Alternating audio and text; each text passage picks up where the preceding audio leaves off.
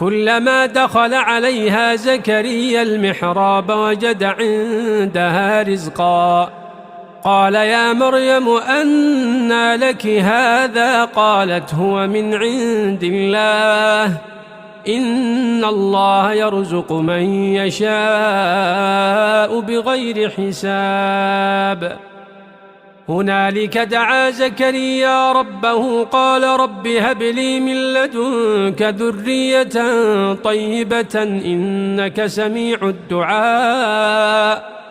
فنادته الملائكة وهو قائم يصلي في المحراب أن الله يبشرك بيحيى مصدقا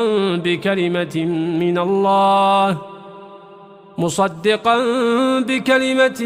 من الله وسيدا وحصورا ونبيا من الصالحين